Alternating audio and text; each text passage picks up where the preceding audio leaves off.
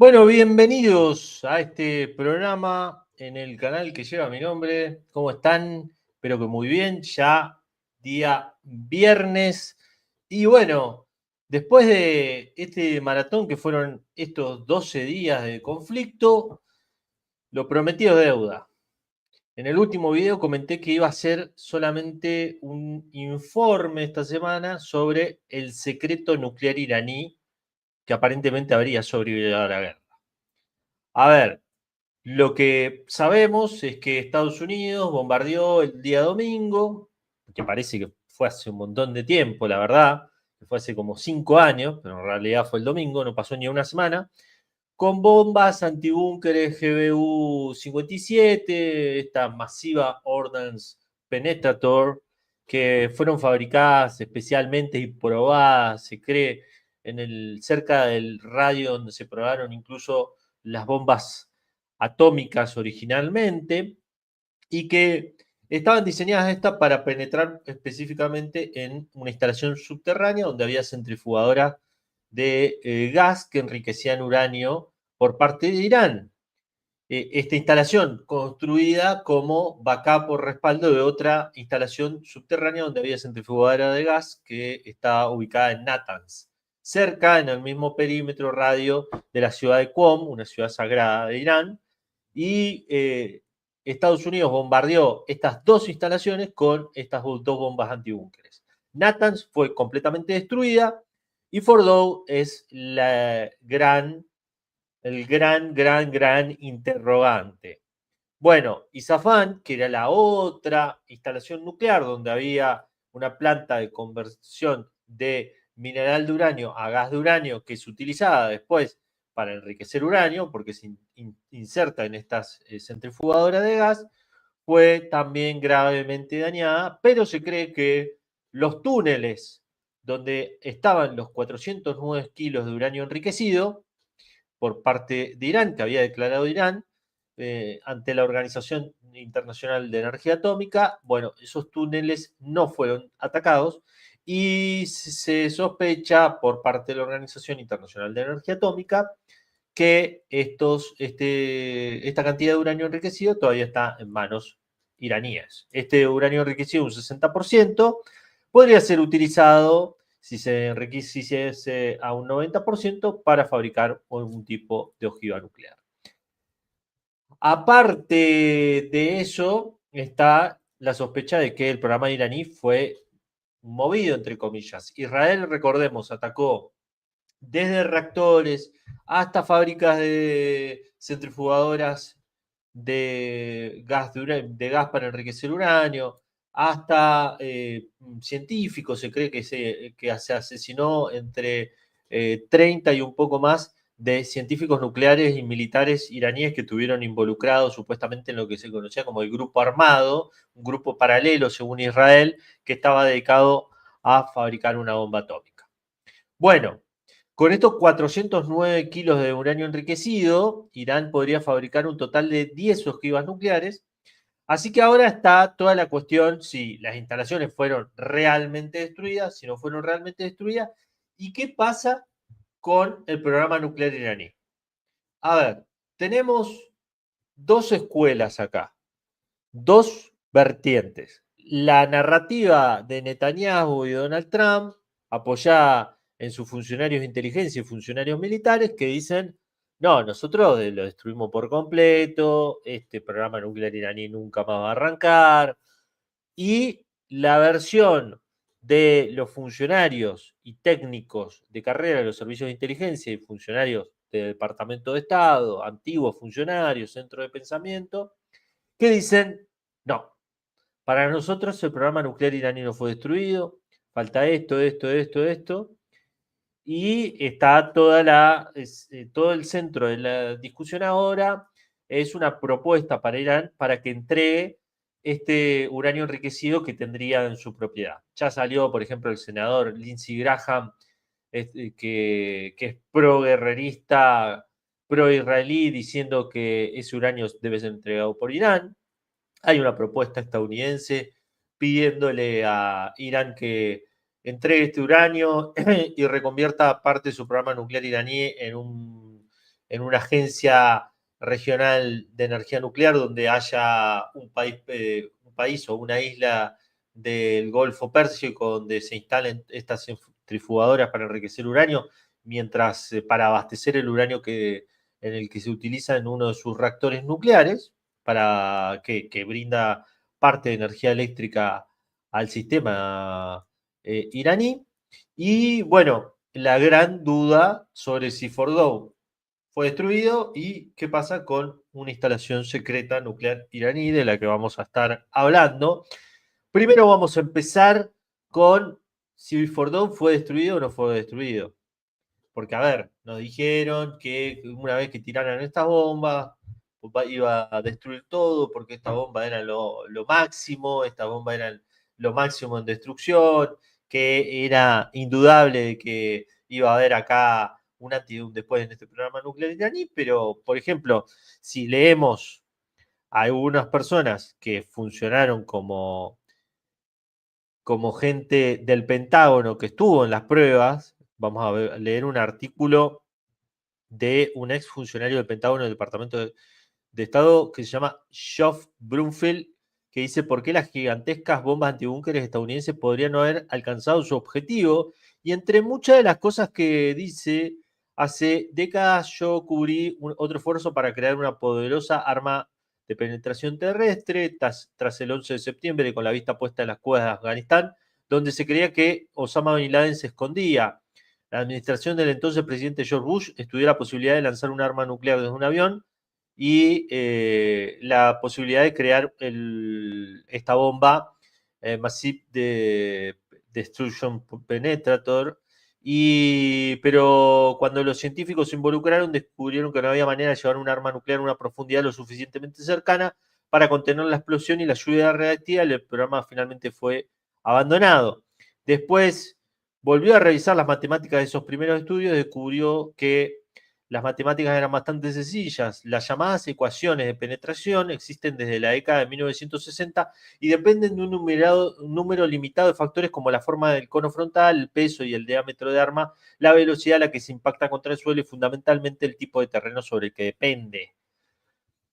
Esto quiere decir, esto habla de las complejidades de armar una bomba que destruya los búnkeres, según este antiguo funcionario.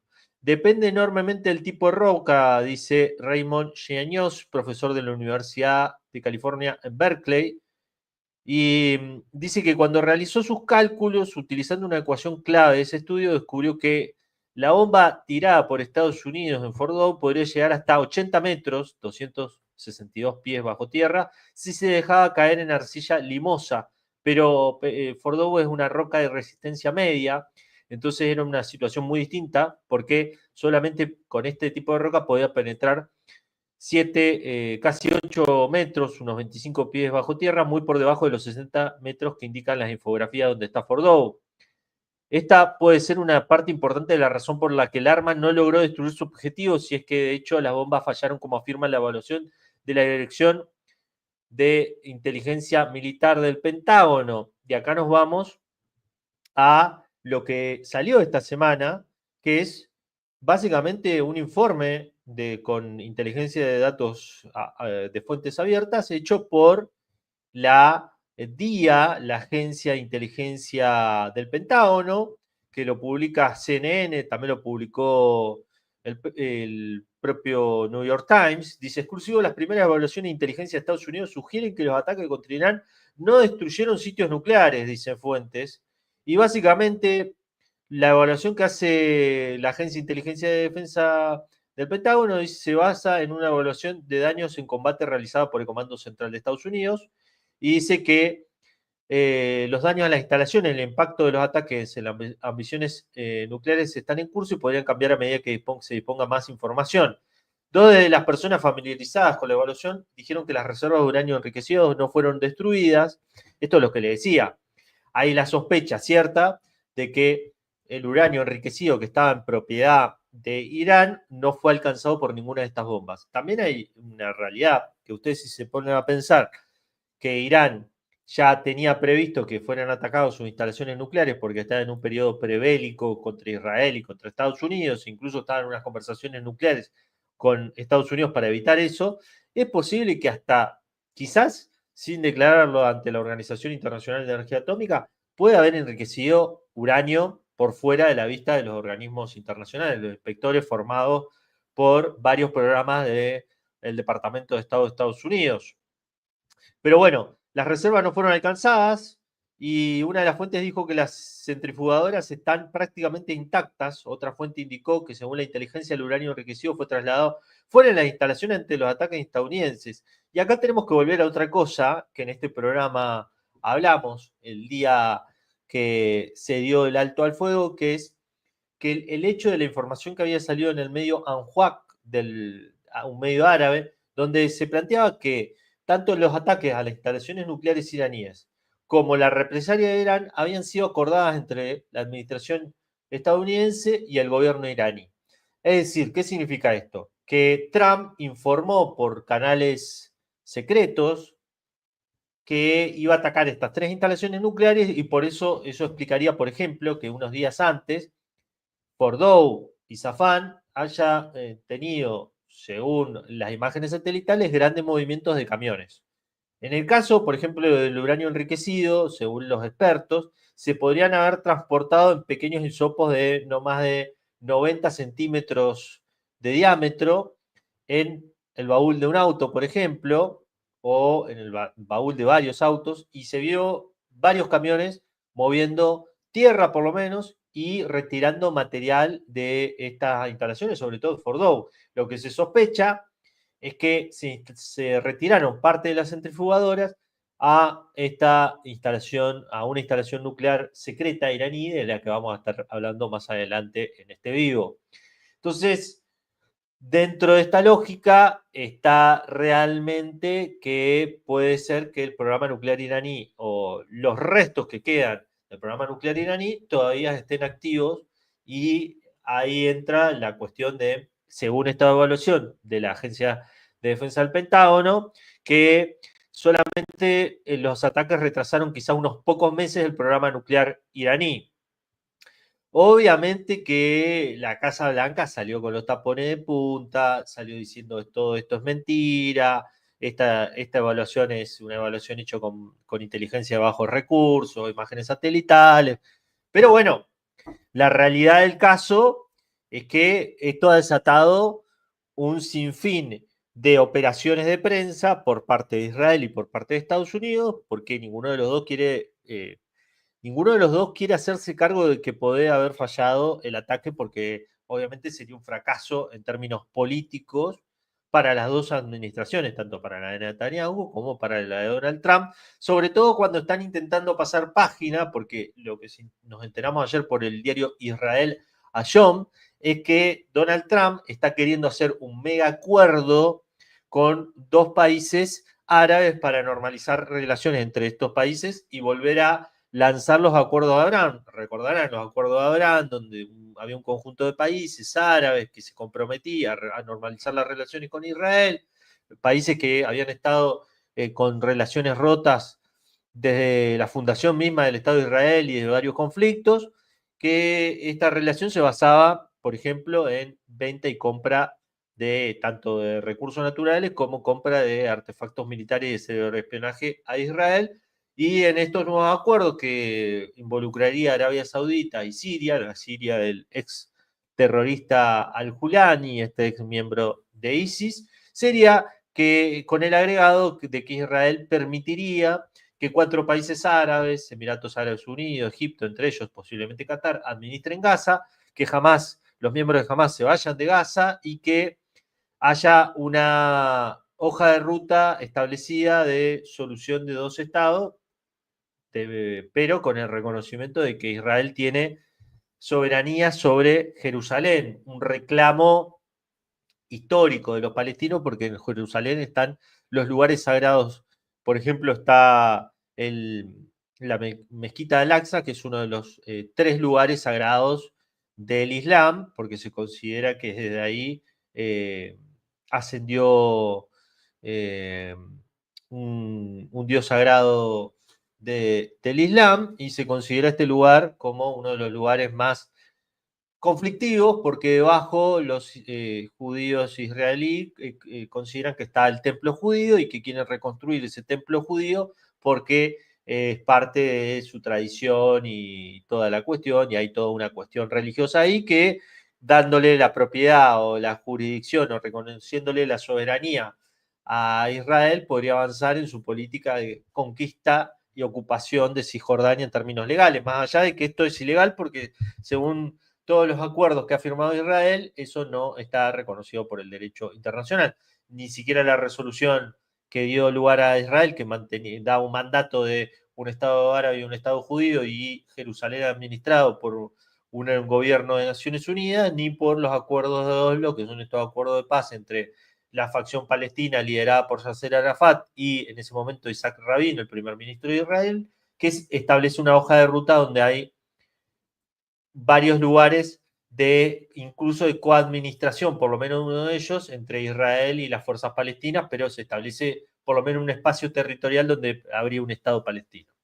Bueno, obviamente que Estados Unidos, Donald Trump y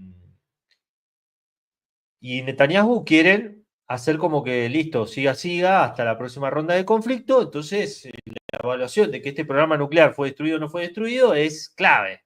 Por eso ayer salió a hablar el secretario del Pentágono, Peter Hegseth, y salió con los tapones de punta, dio una conferencia de prensa muy loca donde hablaron más que nada de lo que fue la operación junto con el general McCain, que es el jefe del Estado Mayor Conjunto del Pentágono.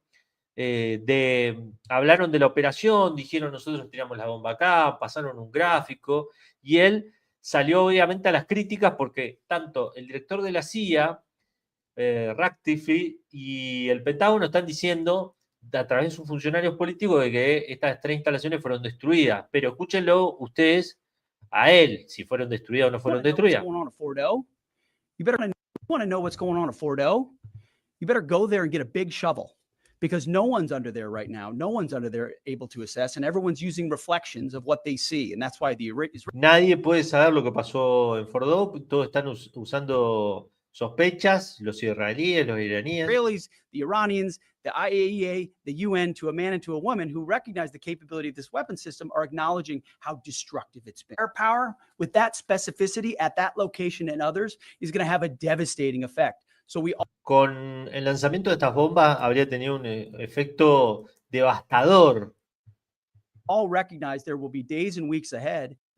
Bueno, básicamente sale, obviamente, a cuestionar todo lo que lo critican a él y toda la cuestión, no, nosotros lo rompimos, presentaron un gráfico que es medio un chiste, porque básicamente miren lo que es este gráfico. Este gráfico, si ustedes ven, si alcanzan a ver, ahí donde están estas 3 flechitas, se dice que las bombas cayeron dentro de estos respiraderos, que generó una reacción en cadena que penetró en la estructura. ¿Qué pasa? Esos respiradores no fueron armados para que vos los tiraras ahí y explotara la estructura. Todo lo contrario. Usted piensa que los iraníes van a construir hacer una construcción donde vos le tirés una bomba y dentro de esos respiradores para que explote, genere una reacción en cadena. Otra de las grandes cuestiones que hablan los expertos militares es que estas bombas generan una reacción hacia abajo y que esa reacción puede ser desviada, porque son bombas antibúnkeres, recuerden. Entonces, los iraníes se cree que construyeron muchas edificaciones señuelos, o sea, falsas, para que los que no tuviesen la información o los planos específicos de estas construcciones tiraran a esos lugares y esos lugares no llevaran a ningún lado. Lo que dice Estados Unidos es que apuntó a estos respiradores y estos respiradores inmediatamente hicieron implosionar la estructura.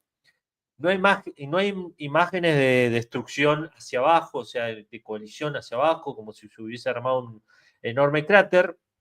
Tampoco hay muchas imágenes que digamos, porque hay una gran remoción de tierra. Después, aparte del bombardeo estadounidense, el día después Israel volvió a bombardear el lugar, pero hay una creencia increíble de que Fordow posiblemente está intacta.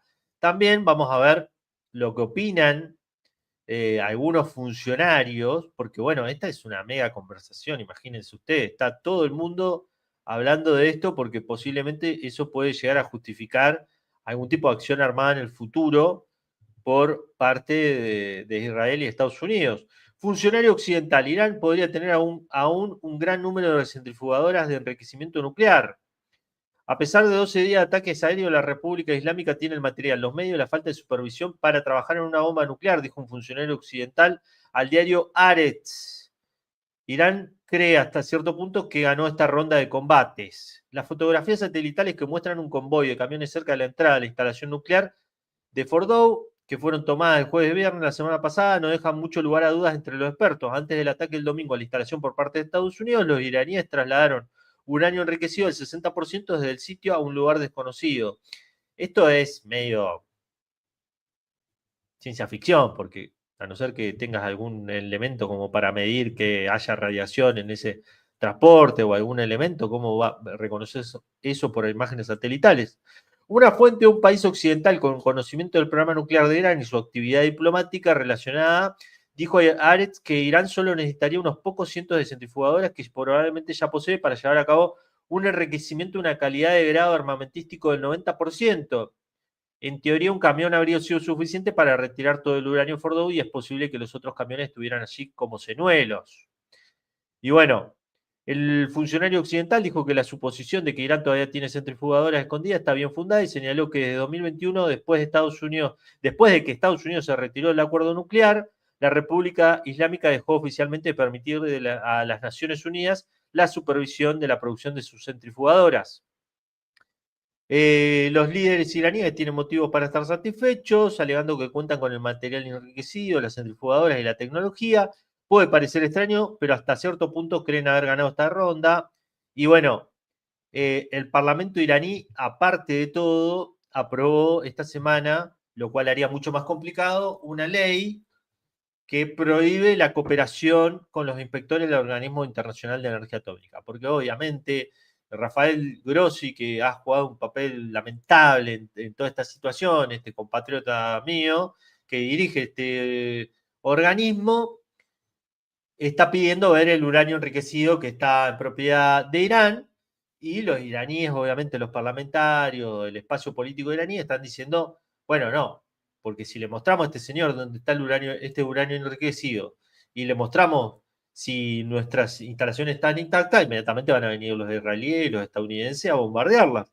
Esto, obviamente, que va a permitir a Irán ser más opaco y más ambiguo con su programa nuclear o con lo que quede de él. ¿Qué quiere decir esto?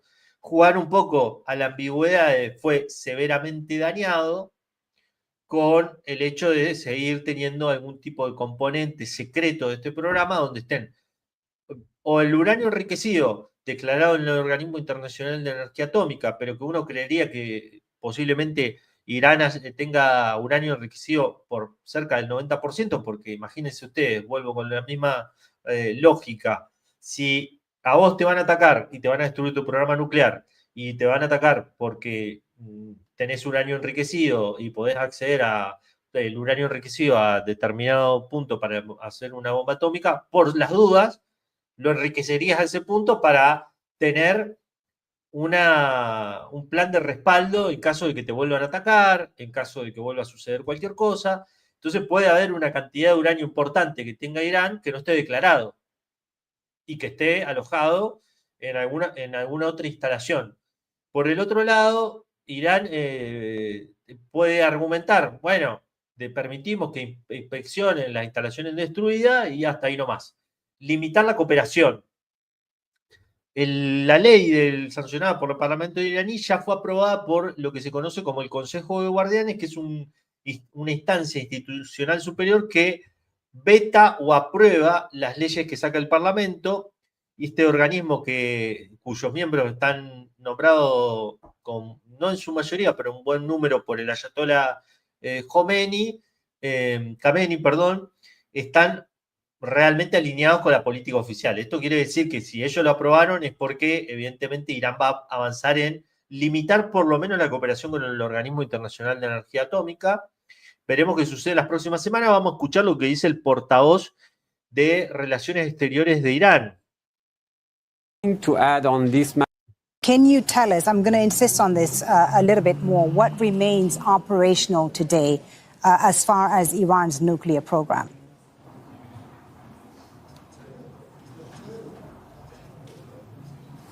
I have nothing to add on this matter because it's a matter of technical issue. Our Atomic Energy Organization and other relevant agencies are working on that.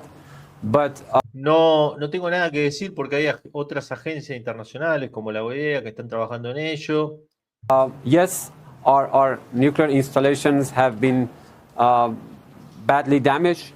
Pero sí es verdad que nuestras instalaciones nucleares han sido severamente dañadas, dice el portavoz That's for sure, because y eso hay que darlo por seguro. It has come under repeated attacks by Israeli and American aggressors.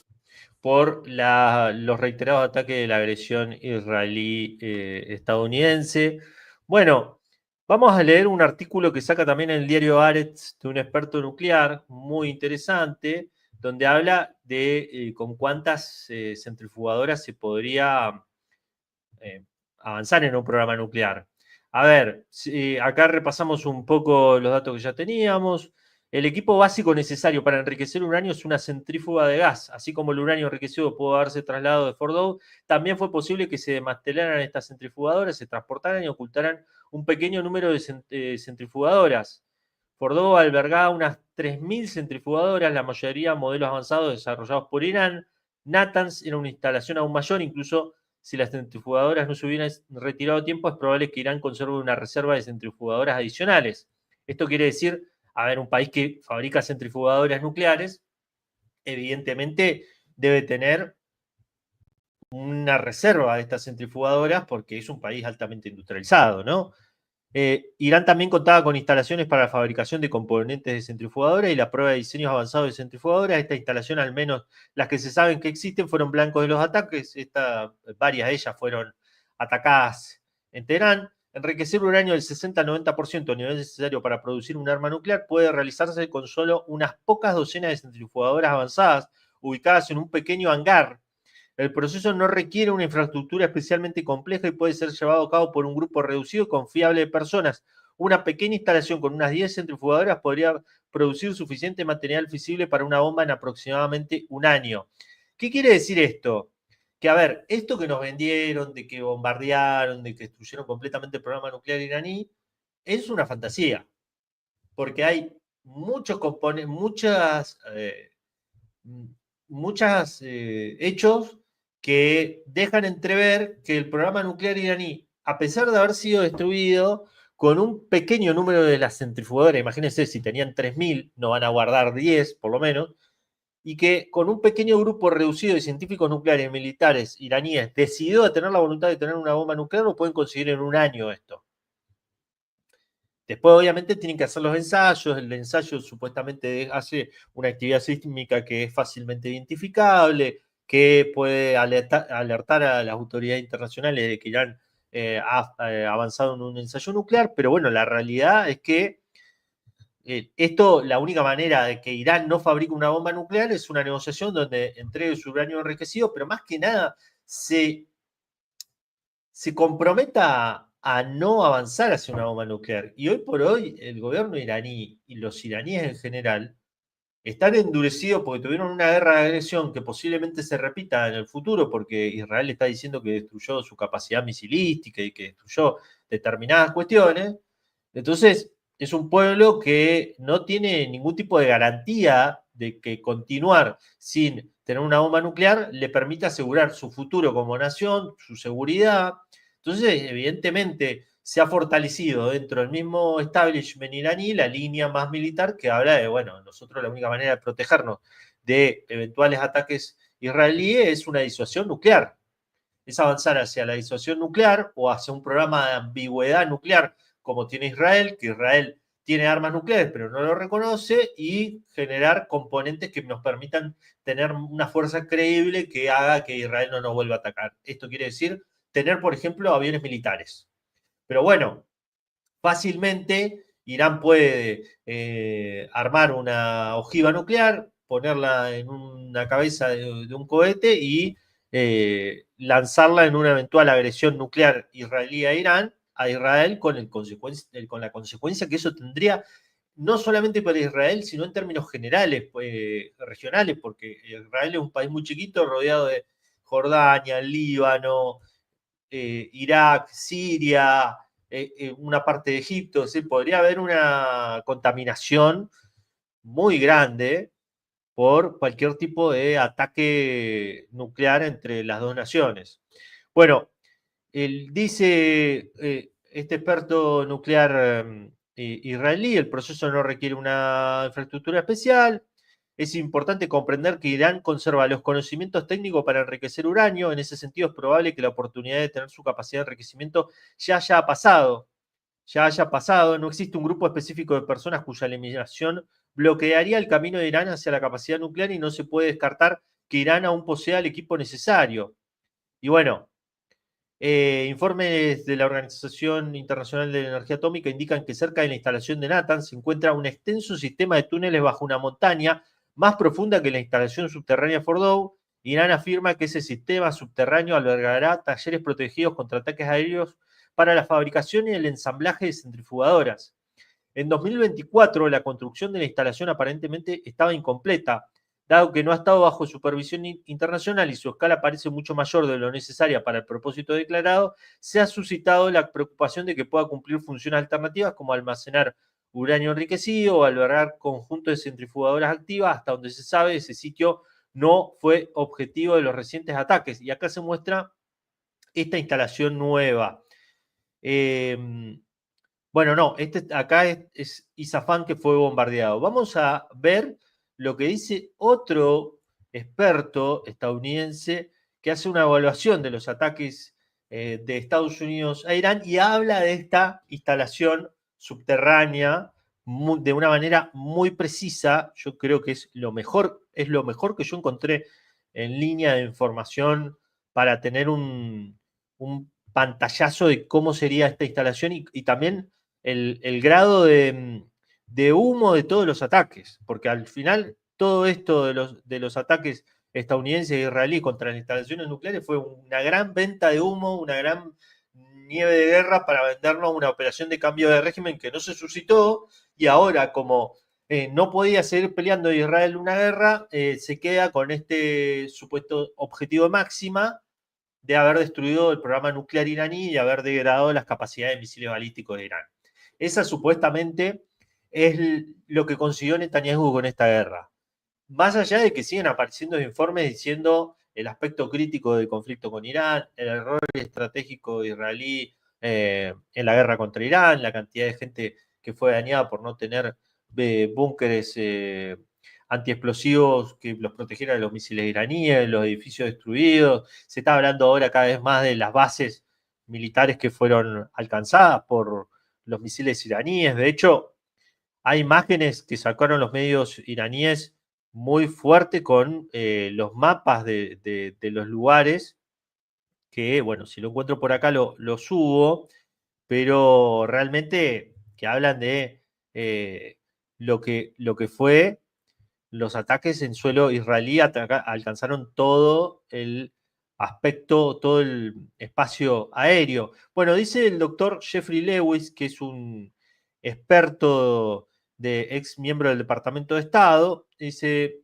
¿por qué me impresionan tan poco estos ataques? Israel y Estados Unidos no han logrado atacar elementos significativos de los materiales nucleares y la infraestructura de producción de Irán. León Ascendente y Martillo de Medianoche, como se llaman las dos operaciones que lanzó Estados Unidos e Israel, son tácticamente brillantes, pero podrían resultar en fracasos estratégicos. Y dice: la justificación de Netanyahu para llevar este ataque fue que Irán había producido suficientemente uranio altamente enriquecido para 9 bombas atómicas. Se refería a las reservas iraníes de las que estábamos hablando, de 400 kilos de uranio U-237, que serían suficientes para fabricar entre 9 y 10 armas nucleares.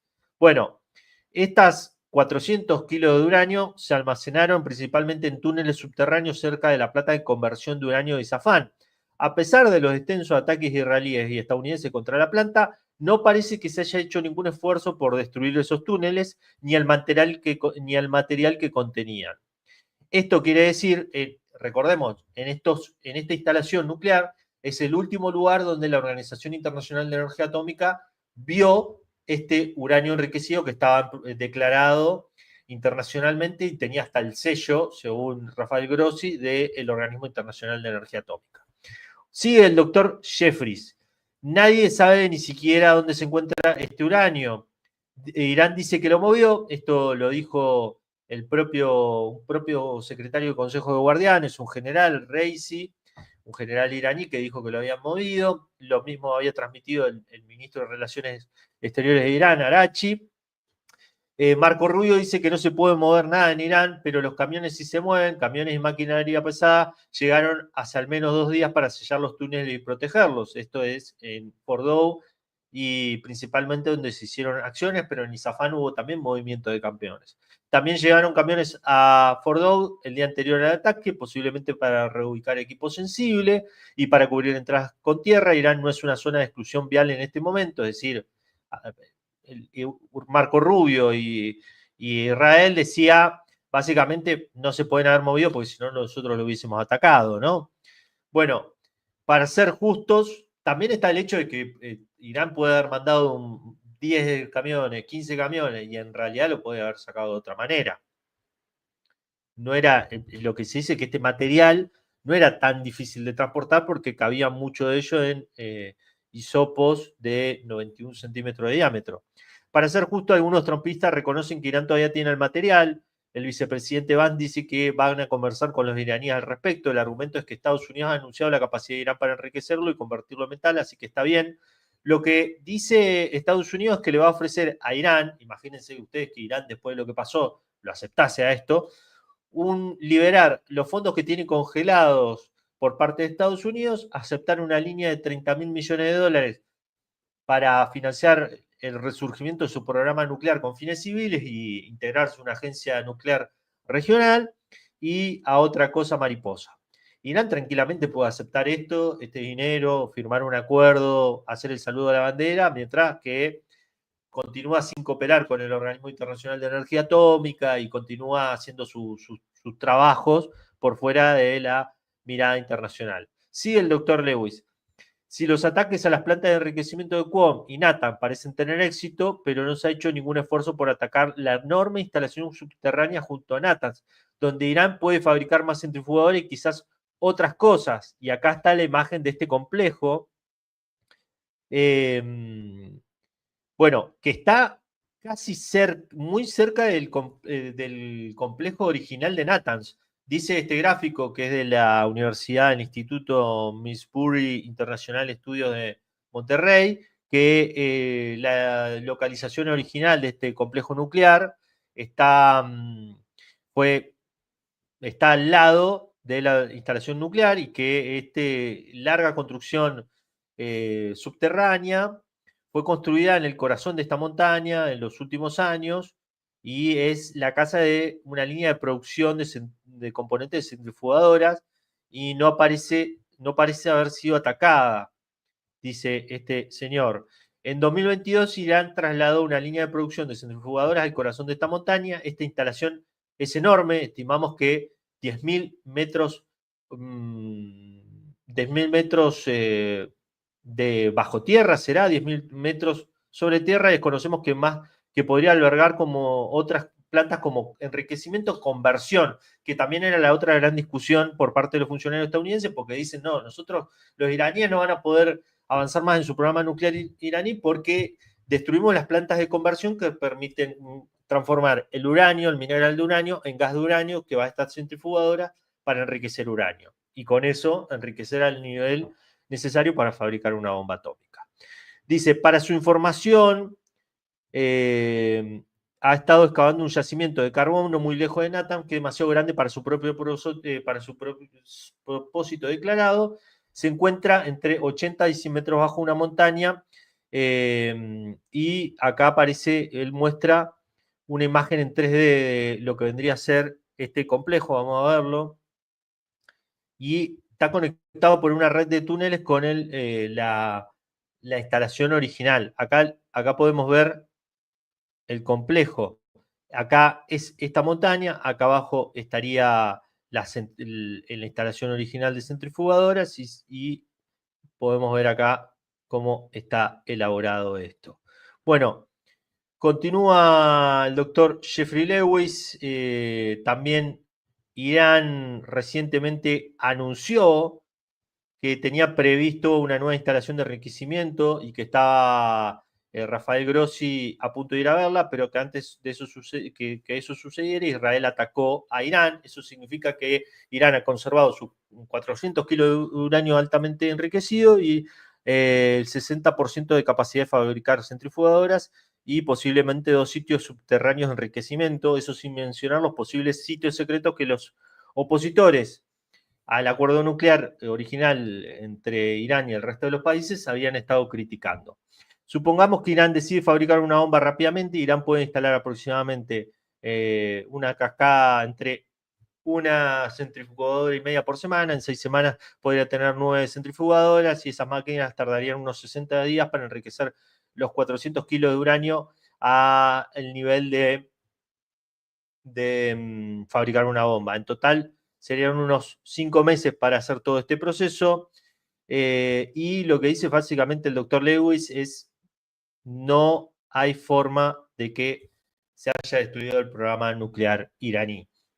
Y la verdad que es lo que hemos venido hablando acá. Esto parece claramente lo que nosotros comentamos el primer día, que esto fue unos bombardeos a la bandera casi, que fueron una manera de Donald Trump de salir de una situación muy complicada, de Irán. A Irán le da un pretexto para ocultar su programa nuclear y tener una ambigüedad mientras intenta negociar algún tipo de levantamiento de sanciones. Y los principales, digamos, los principales culpables de que Irán pueda en este momento avanzar hacia una bomba nuclear fueron los mismos que lanzaron la guerra. Así que posiblemente lo que vamos a ver en los días que vienen, en las semanas que vienen, es algún intento de negociación por parte de Estados Unidos para intentar terminar de darle un cierre a esto. Vamos a ver si Irán lo acepta, en qué términos lo acepta, pero yo creo que lo que va a terminar habiendo es, bueno, una declaración de que este uranio enriquecido fue destruido por parte de Irán, o una entrega pactada de parte de este uranio enriquecido, mientras una parte de este programa queda a nivel secreto, como una forma de generar un momento de distensión. Mientras tanto, la llave segura para avanzar una bomba nuclear continúa en manos iraníes por fuera de los ojos de los inspectores internacionales. Los franceses, ayer Emmanuel Macron dijo que estaba en contra de la ley del Parlamento iraní que había sancionado, pero bueno, la verdad que yo entiendo a los iraníes. Después de que te bombardearon tu país y que afirmaron que van por un cambio de régimen y que están diciendo que en cualquier momento podrían lanzar ataques preventivos, y la verdad que Irán, ¿qué garantías tiene y qué estímulos tiene para firmar algún tipo de acuerdo nuclear y desarmarse, aparte con los antecedentes que tienen los presidentes que se desarmaron, tipo Saddam Hussein cuando le dijeron que tenía armas de destrucción masiva, que el periodo previo al ataque a Irak fueron de 10 años de sanciones y de desarme de su programa de armas químicas, entre comillas, entre los 90 y los 2000, hasta 2003 que fue invadido Irak. Lo mismo pasó con Gaddafi, que desarmó parte de su capacidad armamentística y hizo un programa de colocación de dinero de las arcas libias en los bancos europeos y insertarse en Occidente, y después terminó siendo uno de los presidentes que cayó en la primavera árabe después de ser bombardeado por la OTAN cuando iba ganando una guerra contra una insurrección armada de yihadistas islámicos. Y así podemos seguir hablando de presidentes que cedieron sus capacidades armamentísticas y después eso dio lugar a operaciones de cambio de régimen.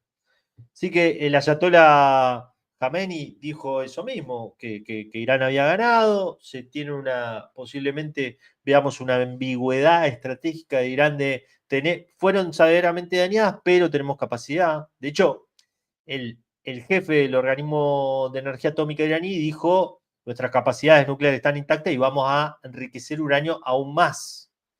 Así que puede que que haya algún tipo de sorpresa en un año y medio, donde los israelíes y los estadounidenses se den cuenta, si vuelven a lanzar un conflicto, de que fracasaron, tuvieron un fracaso estratégico en este conflicto por no haber destruido por completo las capacidades nucleares iraníes, y en el caso de Netanyahu sea, al igual que Trump, culpable de que posiblemente Irán haya quedado más cerca, pero no haya quedado más cerca porque no se destruyeron sus capacidades nucleares, haya quedado más cerca porque terminó convenciendo a los decisores iraníes que no estaban convencidos de avanzar una bomba nuclear de que no queda de otra, porque la otra posibilidad es que China intente seducir a Irán con envío de armamento, de casas militares para igualar la fuerza aérea con Israel, y esa puede ser también una concesión que Irán pueda llegar a darle a China en función de decir, bueno, a ver, China o Rusia, ustedes no quieren que yo tenga una bomba nuclear, bueno, ¿qué tengo yo a cambio? Porque tengo un país que está acá nomás, que me está agrediendo constantemente, entonces, ¿cómo yo me puedo defender si no puedo restablecer la disuasión militar para que este país no me ataque?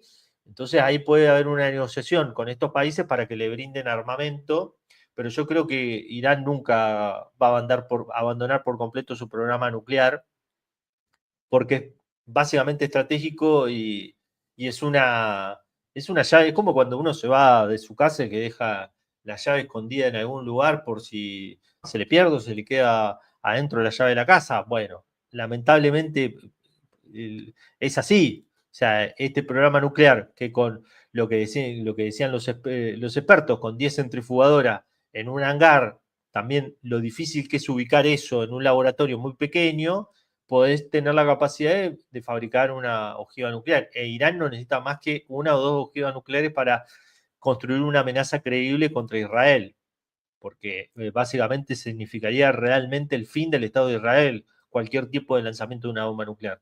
Después están los que, una de las grandes críticas por parte de los israelíes, de Occidente, que nosotros escuchamos, es Irán no tiene que tener una arma nuclear porque va a ser una amenaza para el mundo y una amenaza para Israel, porque Irán quiere el fin del Estado de Israel. Y si bien en la retórica, tanto del Ayatollah Khamenei como otros militares iraníes hablan del fin del ente sionista, la realidad es que el lanzamiento de cualquier arma nuclear en Israel sería un hecho desastroso para Irán. ¿Por qué? Porque serían culpables de generar una contaminación radiactiva, de generar un hongo nuclear en lugares milenarios de la cultura islámica. Es decir, imagínense ustedes que se tiene una bomba nuclear en Israel y no se puede visitar más la mezquita Al-Aqsa, que es un lugar sagrado del Islam, por ejemplo. O el Líbano, Siria, Jordania, Egipto, queda totalmente contaminados, donde hay grandes poblaciones de musulmanes chiitas, que son las más identificadas con el liderazgo del Ayatollah Khamenei. Es decir, atacar Israel también es atacar Israel y dejarlo, destruirlo como territorio con un bombazo nuclear, es prácticamente destruir también a los tuyos. Entonces, por eso cualquier tipo de arma nuclear en cualquiera de estos conflictos solamente funciona como disuasión, no como la utilización. Si vos, tu carta más fuerte de amenaza hacia el otro, la tirás, inmediatamente pierde cualquier tipo de efecto de disuasión, porque está construida en base a que el otro va a dejar de hacer algo en función del daño que vos le podés llegar a hacer. Pero si vos le haces daño a esa persona, inmediatamente quiere decir que no funcionó esa disuasión. Porque aparte del otro, que tuviste que utilizar una mega arma para conseguir tu objetivo político, entonces sería como una victoria pírrica, pero ultra pírrica. Por eso los estados modernos, salvo Estados Unidos, que con las bombas de Hiroshima y Nagasaki, que fue en un contexto muy específico y que se utilizaron por primera vez, no han utilizado a lo largo de este tiempo ninguna ojiva nuclear, ni siquiera las tácticas.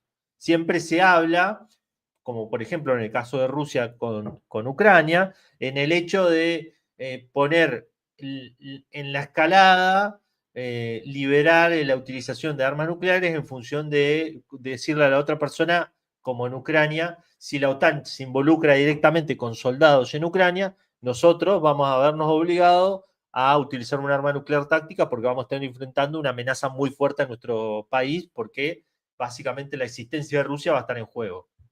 Y eso en función de que los conflictos no escalen. Por eso Rusia ha flexibilizado el uso de armas nucleares en su doctrina militar de defensa.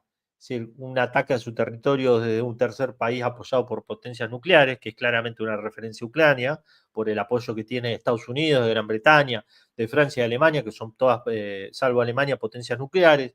Un ataque a su territorio, fíjense que en esto Rusia ha sido atacado en su territorio y no ha utilizado un arma nuclear. El riesgo de la amenaza existencial para el Estado. Pero bueno, cuando se utilizó esto en Hiroshima y Nagasaki, los estadounidenses, y acá estaban peleando con Japón, Japón estaba perdiendo la guerra, pero lo que sucedía, como sucede ahora con Irán, es que nadie quería poner botas en el terreno, entre comillas. Los estadounidenses habían peleado una guerra larga, entre comillas, pero que no habían puesto tantos muertos, pero que sabían que ocupar Japón implicaría una gran cantidad de muertos. Entonces Truman utilizó estas bombas después de haber bombardeado Tokio, haberla dejado completamente incendiada, que se decía que tiraban bombas de fósforo, le tiraron, los estadounidenses dejaron como un cráter Japón, y cuando los japoneses no se rendían, le tiraron estas dos bombas nucleares para decirle, ya está. De hecho, la segunda bomba nuclear es la más criticada de las dos, porque quiere decir, che, ya tiraste una, no alcanzó con la gran destrucción que hiciste con la primera, que ahora de una manera sádica te tiraste una segunda. Pero nunca más en la historia se utilizaron estas armas nucleares por esta situación. Y durante la Guerra Fría siempre hubo un riesgo de destrucción mutua asegurada entre Estados Unidos y la Unión Soviética, con determinados periodos que se estuvo cerca de utilizar estas bombas nucleares, que inmediatamente los dos países pestañeaban y volvían para atrás por el riesgo que podría llegar a suceder con estas cosas. Principalmente la crisis del 62, la crisis de los misiles, que después dio lugar a lo largo de los 70, 80 a la imposición de ciertas reglas de convivencia y desarrollo de las fuerzas nucleares. Esto quiere decir, por ejemplo, el Tratado de START, el Tratado de Desarme Nuclear, el Tratado hay un tratado que en estos tiempos Donald Trump y Rusia, pero sobre todo Donald Trump, están empezando a desarmar porque se ha retirado de varios tratados que firmado en los tiempos de Reagan, en los tiempos del propio Nixon, en los tiempos de Clinton, que tenían que ver con las reglas de la competencia nuclear. Pero bueno, trasladando esa misma experiencia a lo que sería Irán e Israel, inmediatamente de que Irán, llegado al caso que tuviese un arma nuclear, eso obligaría, por ejemplo, a una serie de reglas con los israelíes que obligaría a los dos países a tener algún tipo de convivencia. Por el hecho, el riesgo a que todo se pueda desmadrar.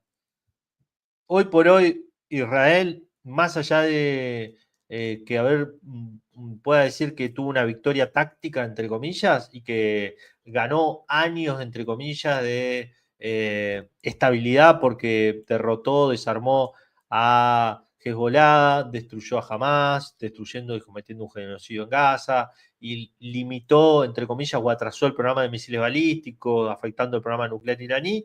Israel está en una situación donde siempre está al filo de la navaja, porque para que Israel pueda existir a lo largo de los años, lo que necesita es que sus vecinos no lo vean como una amenaza existencial y pueda convivir. Por eso Estados Unidos está tan preocupado y Donald Trump está tan preocupado en que se firmen los acuerdos de Abraham, en blindar la existencia de Israel en la región con estas monarquías árabes de nuevos príncipes que están más preocupados por hacer dinero, por comprar clubes de fútbol, plataformas de fútbol, los mundiales, el mundial ahora que viene en Arabia Saudita, que están más interesados en tener acceso a inteligencia artificial, a poner centros de datos en sus países, a armar ciudades inteligentes como la ciudad Neom en un desierto en Arabia Saudí, que en reclamar por los viejos reclamos de las poblaciones árabes musulmanas respecto a la existencia de Israel y el conflicto con Palestina. Entonces están negociando todos esos países reconocer a Israel y abandonar por completo el reclamo palestino, más allá de que el mundo palestino político está completamente dividido, ya sea por sus rivalidades internas y porque Israel siempre tiene una política de base de dividir a Hamas de Al-Fatah, la Autoridad Nacional Palestina, bueno, puede operar en Gaza, pero si es reformada, siempre tiene un pero Israel para que no haya una unidad del mundo palestino en cómo avanzar en su reclamo contra Israel.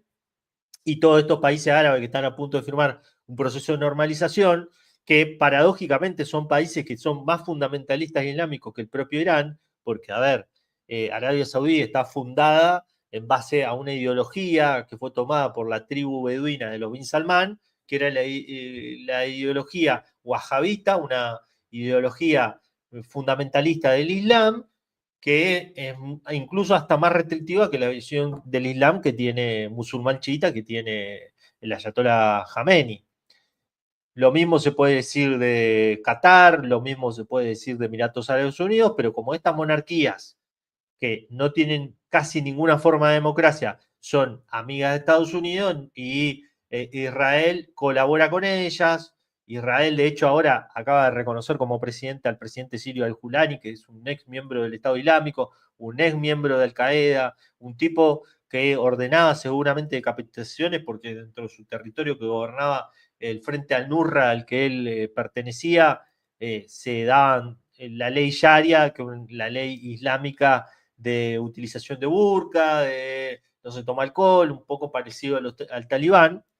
Y bueno, esta es la mirada selectiva de las relaciones internacionales que tiene la gran mayoría de los países occidentales y el propio Israel, que no le interesa si realmente si vos querés la destrucción del Estado de Israel mientras vos le sea funcional a ir contra los enemigos que el Estado israelí considera como realmente preocupantes. Y estos son Irán, Hezbollah, que son los países que realmente apoyan el reclamo palestino y aparte tienen una mirada mucho más fuerte sobre la destrucción del Estado israelí y más que nada, lo decía Nasrallah en uno de sus últimos discursos, a nosotros no nos gustaría que los israelíes no puedan vivir en su país y se tomen un avión y se vayan en el mismo avión en el que volvieron, ¿no? O sea, que esos colonos israelíes sionistas no pierdan la vida, sino que generar las condiciones para que se vayan de su país.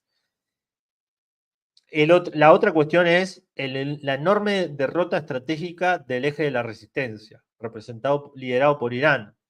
Hoy por hoy, cuando nosotros vemos el mapa del 7 de octubre hasta acá, es impresionante cómo el ataque de Hamas generó un efecto dominó que terminó dejando a todas las fuerzas del eje de la resistencia en condición de inferioridad. Es decir, Israel, como no fue una acción coordinada, todo este eje no peleó de una manera coordinada, sino que peleó bajo sus propios términos, e Israel, una fuerza militar apoyada por todos los países de la OTAN, peleó una guerra regular contra fuerzas irregulares y entonces terminó destruyendo estas fuerzas irregulares que estaban diseñadas para crear conflictos de tipo emboscada, de sabotaje económico, de no conflictos directos. Israel logró ir primero por Hamas, después por Hezbollah, después ir por Irán y terminó dejando al eje de la resistencia en una situación muy precaria. Irán había armado lo que se conocía como el famoso anillo del fuego, que era el anillo de milicias chiitas alrededor de Israel con capacidad misilística que hacían que Israel tuviese que enfrentarse a ellas antes que Irán. El hecho de que en 2 años prácticamente haya destruido por completo las capacidades de misiles balísticos de Hezbollah, de Hamas, y las milicias chií iraníes que están bastante degradadas, al igual que las milicias chiíes sirias que perdieron el poder con la caída de Bashar al-Assad, solamente hoy le queda a Irán los hutis en Yemen que siguen resistiendo y tienen una capacidad de proyección muy fuerte en el Golfo de Adén y en el estrecho de Al-Mandeb, que es una punta de entrada desde Asia-Pacífico para el canal de Suez que sale para el Mediterráneo. Es lo único que le quedó a Irán y, como decíamos el otro día, esto va a detonar una revisión completa de su estrategia, de cómo se inserta en el mundo, de cómo vuelve a rearmar una estrategia y evidentemente eso va a tener que llevar a una mayor dependencia de un círculo global de poder, y acá hablamos de China, de Rusia, de Pakistán, de sus aliados regionales e internacionales, para rearmar una estrategia militar de disuasión que seguramente que no la logra rearmar en el corto plazo, a no ser que tenga un camino rápido para el acceso a una bomba nuclear. O sea, muy complicado se pareciera el panorama para Irán. Bueno, gente, muchísimas gracias para los que estuvieron ahí. Los que le quieran dar un me gusta a este video y los que quieran compartirlo, si no se han suscrito, suscríbanse. Y bueno, los dejo con estas reflexiones. Hasta la próxima. Chao, chao.